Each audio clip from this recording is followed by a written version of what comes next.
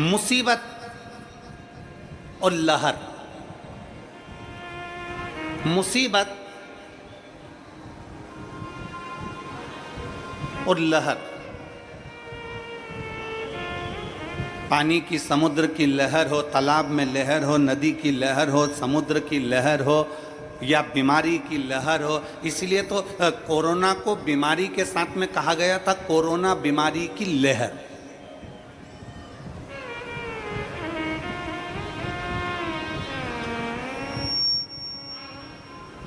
जब कोई बड़ी बीमारी आती है तो कह देते इसकी लहर चल रही है। लहर का मतलब क्या होता है?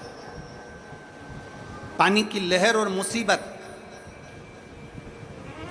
पानी की लहर और दुख, पानी की लहर और तकलीफ, समुद्र की लहर और मुसीबत, समुद्र की लहर और तकलीफ, समुद्र की लहर और दुख, ये एक जैसे हैं।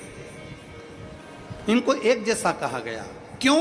उसका कारण केवल इतना है, समुद्र की लहर कितनी भी उछल ले, पानी की लहर कितनी भी उछल ले, नदी की लहर कितनी भी उछल ले, तालाब की लहर कितनी भी उछल ले और कितनी भी आगे बढ़ जाए, एक ना एक दिन वो समुद्र की लहर, पानी की लहर, तालाब की लहर एक ना एक दिन शांत हो ही जाती है। उसी तरह जैसे लहर और मुसीबत, लहर और दुख ये एक जैसे हैं। मतलब अगर लहर उछली है तो शांत भी होगी और अगर मुसीबत आई है तो समाप्त भी होगी, ये निश्चित है, ये निश्चित।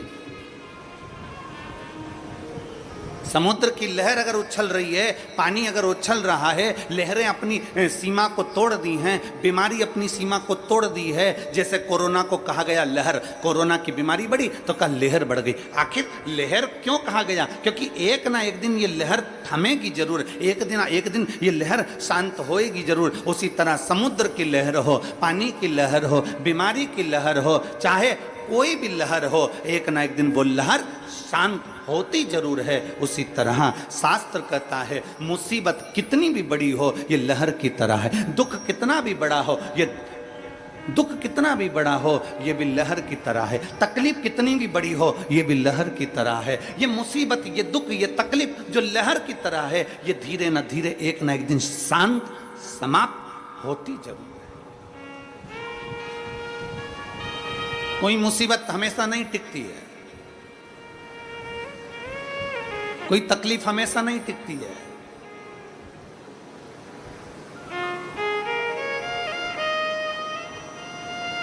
कोई मुसीबत, कोई तकलीफ, कोई कष्ट हमेशा नहीं रहता है,